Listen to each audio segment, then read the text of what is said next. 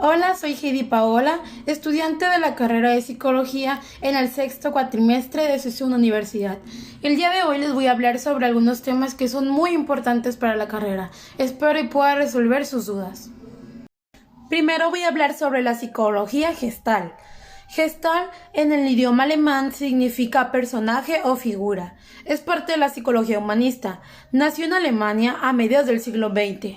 Esta corriente define los principios básicos por los cuales distinguimos los objetos de nuestro entorno. Se piensa que nuestros sentidos no reproducen al mundo tal cual es, sino que lo reconstruyen siguiendo unos principios que se pueden estudiar. La psicología gestal se enfoca principalmente en la percepción, en especial la percepción visual.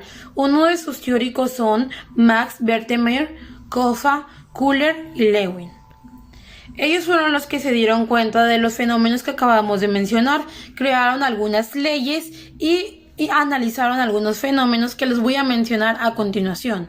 Primero les voy a explicar el fenómeno phi.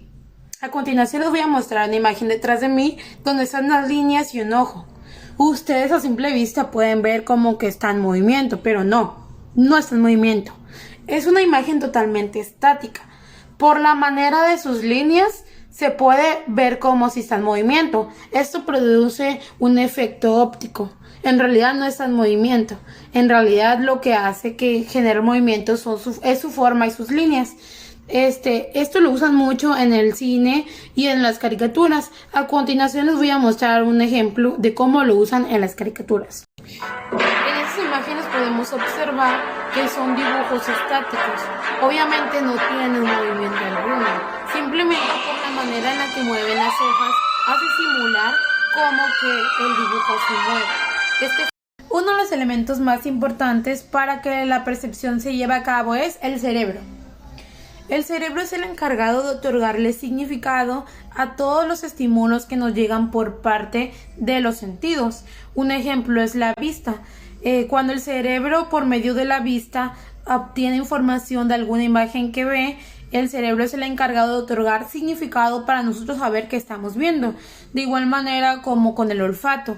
Cuando el cerebro siente el olor de alguna cosa, también es el encargado de decirnos de qué es, ya sea el olor al mar, el café, etc. Es muy importante saber que el cerebro hace todo eso en cuestión de segundos. Y describe lo que primero visualiza. Aquí entra la ley llamada figura-fondo que les voy a explicar a continuación. A continuación les voy a dejar una imagen y ustedes van a decir qué es. Vuelvo en unos segundos. Si tú miraste una copa, estás en lo cierto, es una copa. Pero si tú miraste dos personas muy cerca, también estás en lo cierto, son dos personas cerca. Esto se debe al efecto figura o fondo. El cerebro no puede captar las dos cosas al mismo tiempo. Es por esto que cuando observa lo blanco, que es la copa, pasa a ser la figura. Todo nuestro cerebro está con la atención en lo blanco. Y lo negro, que son las dos personas besándose, pasa a ser el fondo. Esto sucede mucho, entonces por esto sucede esto, porque nuestro cerebro solo prestó atención en lo que es el contorno blanco. Estoy segura que después de segundos pudiste detectar obviamente que habían dos figuras. El cerebro, como les menciono, trabaja en segundos. Muchas veces ve cosas primero y luego. Siguiendo con las leyes de la Gestalt, vamos a continuar con la proximidad. En la imagen de atrás pueden observar dos líneas de círculos primero y luego una. Según las leyes de la Gestalt, nuestro cerebro al ver este tipo de líneas lo asocia como que las primeras están en grupo y las últimas están solas. Esto porque cuando nuestro cerebro capta objetos similares que están muy pegados, tiende a pensar que son grupos. En la primera línea tiende a pensar que es un grupo de dos líneas de círculos y en la otra que está separado del resto. Es importante recalcar que para que esto se lleve a cabo deben de ser muy similares, ya sea en la forma, el color o la línea o diversamente como esté acomodado. La siguiente ley está denominada como cierre. En ella indica que el cerebro no necesita muchas veces ver la imagen completa para darse una idea de lo que está mirando. Voy a expandir un poco esta imagen para que me digan qué es. Yo así la veo como una jirafa. Como se dan cuenta, no está terminada, las líneas no están unidas, pero mi cerebro captó que es una jirafa. Entonces, de esto se basa esta ley. Indica que nuestro cerebro no necesita tener toda la información. Nuestra mente completa la información debido a lo que ya ha visto. A lo mejor mire alguna jirafa en un dibujo, en persona, y hace como en la jirafa. Entonces mi cerebro no necesitó completamente ver todo completo. Solamente se basó en la poca información que tengo y la unió y pudo determinar qué significaba. Y por último les voy a explicar la ley de la dirección común. En esta imagen de atrás podemos ver cómo unas líneas rectas están unidas. En esa nos dice que cuando vemos una agrupación de elementos de líneas rectas o curvas tienden a verse como unidad. Yo en lo personal alcanzo a apreciar como que es una escalera. Esto nos indica la ley de la división común, que muchas veces cuando vemos líneas rectas juntas tendemos a ver como que están unidas formando algo, y lo que yo les mencioné que yo veo es como una escalera, cuando en realidad puede ser solamente líneas que están al azar puestas, pero yo lo alcanzo a visualizar como que están unidas formando una escalera.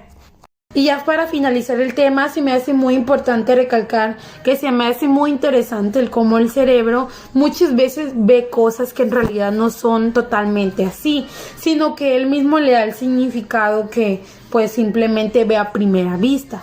Entonces todas las leyes que miramos, el figura o fondo, todo eso es una muestra de cómo en realidad tal vez no percibimos nuestro entorno, las cosas como en realidad son. Simplemente vemos una porción pequeña de lo que son, o simplemente vemos cosas que en realidad no son. Y los dejo con esta imagen. Bueno, y ahora vamos a hablar sobre la teoría de campo de Kurt Lewin. En ella dice que el comportamiento humano es condicionado por la atención que se tiene de sí mismo y el ambiente psicológico en el que habita. Kurt Lewin era un psicólogo alemán, considerado como el padre de la psicología social moderna. Él se enfocaba en la dinámica de grupos y las relaciones interpersonales. Nació en 1890 y murió en 1947. Como ya mencionamos anteriormente, él ideó la teoría de campo. En su opinión, el comportamiento no depende del pasado ni del futuro, más bien de los hechos actuales y de cómo el sujeto los percibe.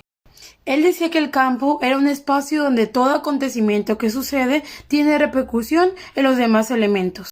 La teoría de campo tiene sus raíces en la física, y el concepto hace referencia a un campo electromagnético como el que está atrás de mí.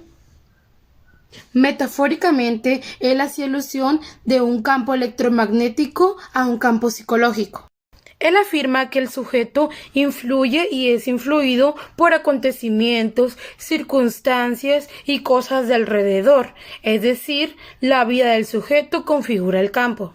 Bueno, y la pregunta sería, ¿cuáles son los elementos de este campo? Bueno, uno de ellos sería la familia, la historia familiar, relaciones interpersonales, elecciones, decisiones, la sociedad en general, todas las personas que llegan y se van.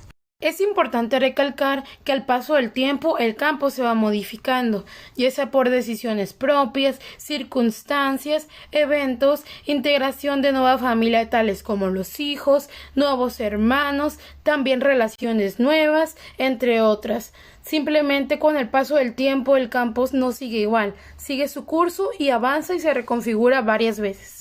Un ejemplo muy común es cuando tienes tu propia familia. Obviamente cuando no tienes hijos, no tienes un esposo o esposa, tu vida es diferente. No hay tanta responsabilidad, tal vez solo trabajas para ti mismo, pero al momento de procrear hijos, obviamente cambia tu forma de ver las cosas.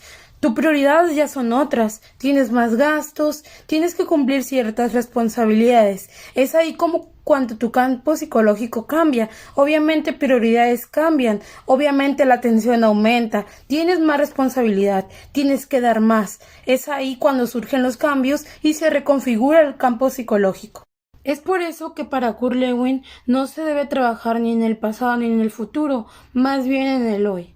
Porque para él, las vivencias que estás teniendo ahorita, la sociedad con la que estás viviendo, las tensiones que estás teniendo, son lo que influye para el campo psicológico. porque simplemente todo lo que vives ahorita se ve reflejado en tu actitud, en tu vida y en todo lo que haces.